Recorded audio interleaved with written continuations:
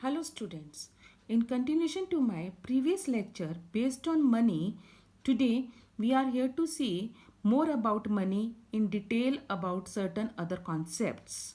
If you remember, in my previous lecture I discussed about various difficulties faced by barter system and how money has overcome that. Money as a medium of exchange, its functional definition was being discussed into two parts, that was a primary function and secondary function. Under primary, we discussed that money is here to perform as a medium of exchange and measure of value. And as a secondary, they were here to perform three functions: store of value, transfer of value, and standard of deferred payments. Students, for money, it is possible to perform all these five functions under two categories if one condition is satisfied. And what is that one condition? That value for money should remain stable. Now, what do we mean by this? Should remain stable. For example, you have got 50 bucks with you, and with this 50 it's possible for you to buy one chocolate. So what is the value of money at present for you for that 50 rupees? It's one chocolate. And you, in the next period of time also, if the same chocolate you have to buy, you can pay 50 rupees, or it can be available at the rate of 49, or it can be at 51. Means the trend is almost going to remain the same. This is called as value of money, how much goods and services you can buy with given amount of money. And students, people will be ready to keep their money in a bank. They will be ready to give you money on the basis of loan if they feel कि yes, money as a medium of exchange is in future also, its value is going to remain same, its value is going to remain stable. Keeping in mind this thing, primary and secondary function together, they are being clubbed as one category. And what is that one category? It is to be called as static function. What do we mean by static function? Means whosoever is coming, whatever government is coming, whatsoever rules and regulations are changing, planning is changing, policies are changing, but money, as long as the people, the population has got faith in money that its value is going to remain stable, money will continue to play its role as a primary function as well as a secondary function. So static function means permanent. It doesn't being influenced by the change of policy by the RBI, by the government, or anything else. It is going to play its role continuously till people have got faith in money. So on the contrary, first side we have a static function. On the contrary, we have got another category which is to be called as a dynamic functions. Now what do we mean by the term dynamic? Dynamic means move on, progressive. So under dynamic, we are here to study a third category of the function of money, which is to be called as a contingent functions of money. Now what is this contingent functions of money? Which keeps on changing its meaning with the change of time, with the change of policy, with the change of government, with the change of planning, with the change of rules and regulations. So all those functions which are going to change its importance in an economy with the change of timings, they all come under dynamic functions, contingent function. And under this we discuss two major functions. The first one is distribution of national income, and the second one is your credit system. Students, you remember in class 9 we discussed about national income. You know that we have got four factors of production: land, labor, capital and entrepreneur. Land as a reward gets rent, labor gets wages, capital gets interest, and entrepreneur gets profit. So these are the four ways through which it is possible for us to generate income in an economy. And the sum total of these factor payments, that is rent, interest, wages and profit, for that given period of time is to be considered as a national income. So Are you going to get the same rent, or you are paying the same rent which you were paying last 10 years? No, it's revising. Same thing, my salary, my wages are revising, interest is revising, it is going to be calculated, it is going to be returned. So this is the way distribution of national income, it is changing its meaning and importance with the passage of time.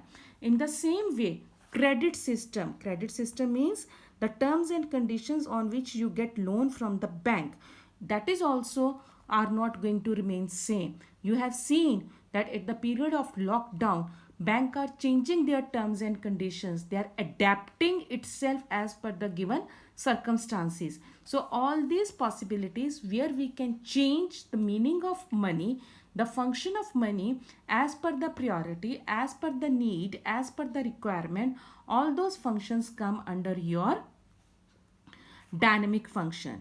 So this is all about functions of money. There is a one very important statement with reference to money, students, and what is that? That money is considered as the most liquid asset. So you need to understand the meaning of this thing. Sometimes this question can be there for 5 marker, that how money is considered as the liquid asset, right? The most acceptable liquid asset. You know what is an asset? Asset means anything, any source through which it is possible for us to have income generation. Liquidity means convertibility. You can have your property with you, you can have gold, you can have jewelry, you can have money. So all these things are what? They are your assets. But in case you are here to buy something and you don't have a cash money with you, and there is one option that there is one plot with you and you are saying ki, okay, I will make the selling of my plot and then it will be possible for me to buy a particular thing which you are interested for. Students, it's a long process. First you have to wait for the selling of your plot, and after selling of the plot, when you are going to get thing in cash only then it will be possible for you to fulfill your want. But on the other side, if you have already got money in your hand in the form of cash, you will go directly in the market, you will go directly to the shop and place a order whatever you are interested for without losing any value as well as time. So why money is to be considered as a most liquid asset? Because it is only with the help of money it will be possible without losing time and value to buy your things quickly as earliest possible. So liquidity means convertibility. How quickly you can convert your money into goods, that is possible, and that process is very fast and quick with money only. You can have this process with other things, with other assets also, but the question is of quickness and it is there in case of money only. And the second question, whether you are going to get the things at par or you are going to lose a value. So in other assets you may lose value, you may not get the things worth at par, but in case of money, yes, you are going to get back the things at par equal to money. If you have paid 10 rupees, it means you are going to get the things equal to 10 rupees only. So that is why money is to be taken as a liquid asset. Second important thing, when you were revising, when you must be revising about money, so money is being divided into two parts, the definition of money. The one is in a narrow sense and the other one is a broad sense. So what it is, we have to make this thing also clear. First we discussed about that money is a legal tender. As a legal tender, we discussed about limited legal tender, unlimited legal tender. So in the same fashion, we are here to discuss about narrow and broad definition of money. Students, whatever money is in circulation, the part of money which is in circulation, that all comes under narrow definition. And to make it clear that how narrow definition is different from broad definition, you need to know the meaning of two things. And what are those two things?